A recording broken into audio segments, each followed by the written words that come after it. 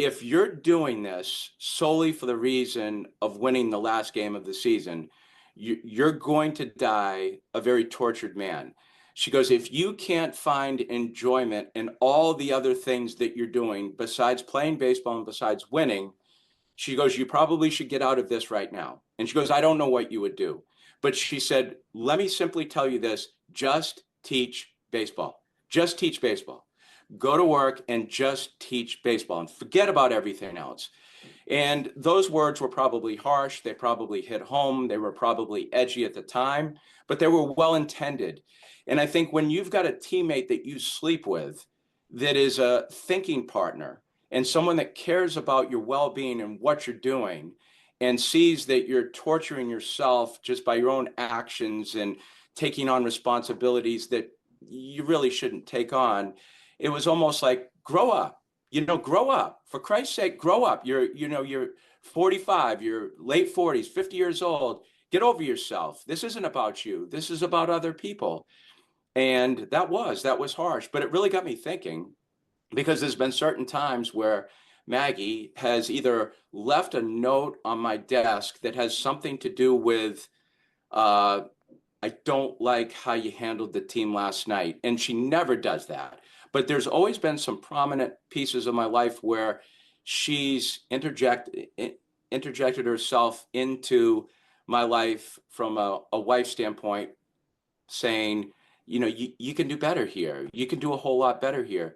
And, thank God for that. As tough as that is to hear, I mean, we've been married 28 years and she was married before. I wasn't. So, but I think our longevity and our care for one another and our vulnerability with one another has enabled us really to grow closer as the years have gone by and hopefully made me a better teacher along the way too. Hmm. That's remarkable. Coach, when is it or when was it the hardest to detach yourself from the outcome? I'm a big believer that when we detach ourselves from the outcome, we see more clearly. When is it hardest to do that? Whether it's your experience or other coaches that you mentor, when is it the hardest to do that?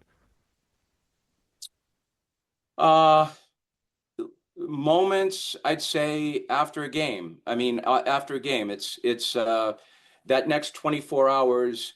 It takes some time. I've always had a difficult time with that, particularly right after the event is over. There's a decompression time that I need. I've never been really good at that. I no longer sleep in my office, but there was a time where I slept in my office a decent amount, and that's selfish. But at the same time, I always felt like I'm sleeping in my office not because I don't want to go home. It's because I don't want to bring my crappy mood back home with me. But at the same time, it's like, okay, Maggie got used to that for a time, but at the time she's going, that's odd. You know what? When other people ask me, why does Tim sleep in his office? They don't really get it. And she got it and she understood, but at the same time, again, she's saying, there's a better way to do this. So I think it's kind of releasing the events once they're done and just moving forward.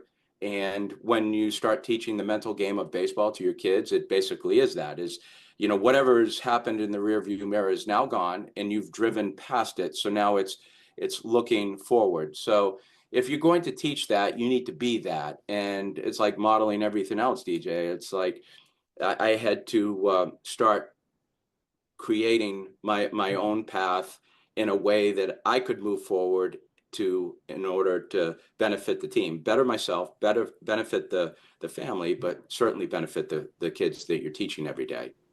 When I'm working one-on-one with clients, whether it's baseball, softball, or whatever sport on the mental game, one thing we talk about is having specific triggers, if you will, to let go of the game. So some kids will say, hey, as soon as I walk in the door, I'm done with it. Other kids will say, as soon as I step out of the shower, I'm done talking about it. They have these deliberate moments. And then what I try to really do, coach, is have them tell their parents that. Because sometimes when they want to let it go, the parents are still talking about it.